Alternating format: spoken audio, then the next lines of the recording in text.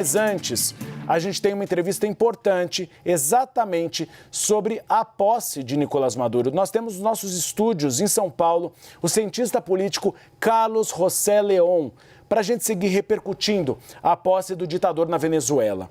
Ele continua discursando, está há quase uma hora. Esse é o terceiro mandato de Maduro, que começa uma série de críticas, perseguição da oposição, prisão de quase 2.000 pessoas, tensão também nas fronteiras do país. Quase 7 milhões de pessoas já deixaram a Venezuela nos últimos anos porque não aguentam mais esse regime ditatorial. Boa tarde, Carlos. Muito obrigado pela presença. O que a gente pode esperar dos próximos anos de Nicolás Maduro? Um regime ditatorial ainda pior, ainda mais violento? Boa tarde a todos, obrigados pelo espaço e a oportunidade de eu levar a mensagem de muitos venezuelanos, tanto aqui no Brasil como espalhados no mundo, que hoje chegamos a quase 8 milhões. Certamente, nos próximos 6 anos de governo do Nicolás Maduro, teremos apenas um terceiro capítulo do que nós temos aprendido durante os últimos 12 anos que ele leva no poder. Mais repressão, aumentar os números de presos políticos para usá-los como moeda de troca internacional para chegar a acordos que liberem algumas negociações para levantamento de sanções, como hoje a União Europeia já começou a sancionar alguns funcionários. Então, os próximos 6 anos não esperamos nada diferente do que nos foi apresentado. Foi apenas o aprofundamento do socialismo do século XXI que esse regime promete para a população venezuelana e, obviamente, aos países que a ela se integram como nações. Lembremos também que nos dias de hoje, nesse empossamento chamado entre todos os líderes, como a forma de legitimidade da luta mundial desses povos unidos, não tem mais do que poucos presidentes que representam de fato democracias no mundo.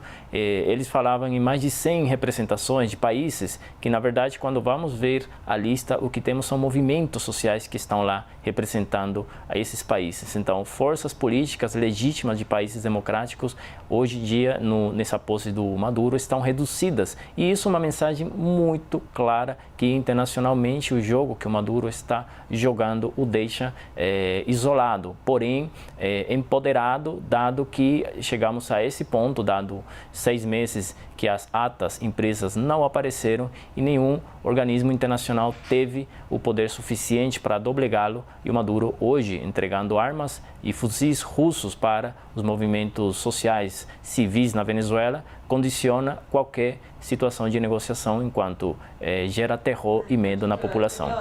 Carlos, você dizia a respeito do teatro que tem sido feito dos apoios internacionais e é justamente o que a gente viu. No meio da cerimônia, Daniel Ortega, ditador da Nicarágua, chega, dá um abraço nele. Ele diz, será que as pessoas estão ouvindo o que eu estou dizendo? Porque tem um representante do Xi Jinping da China, um representante do Vladimir Putin. É sempre uma tentativa de mostrar nesse teatro que ele ainda tem apoio internacional. Você disse dos fuzis da Rússia. O que garante a permanência de Nicolás Maduro? É o apoio da China e da Rússia? Exatamente. O Vladimir Putin, desde 2005, que assinou alguns acordos com Hugo Chávez, imediatamente começou a enviar helicópteros e aviões para a Venezuela. Logo, esses carregamentos foram aumentando em fuzis para potencializar as armas do exército venezuelano. Dadas as fotos que já foram divulgadas, esses armamentos vêm sendo entregues para os movimentos populares que estão nas comunidades, aterrorizando os opositores, os cidadãos opositores. Estamos falando de idosos que saíram apenas com uma bandeira nas ruas para manifestar desde o dia 8 de janeiro em nome da liberdade e da democracia na Venezuela.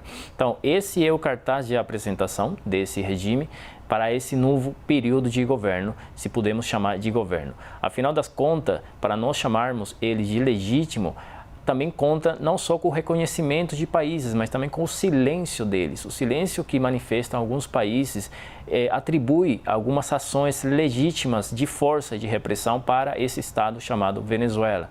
Lembremos que mais de 2.000 pessoas presas desde 29 de julho para cá, quando chegou a atingir o número de 200 e poucas crianças, adolescentes, que também foram presas. Algumas pessoas sofreram problemas de saúde dentro e vieram a falecer enquanto estavam sobre o regime ditatorial do Nicolás Maduro. Quem irá pagar esses mortos para os familiares? Quem irá responder? Qual justiça? A quais instituições esses familiares poderão percorrer para pedir ajuda?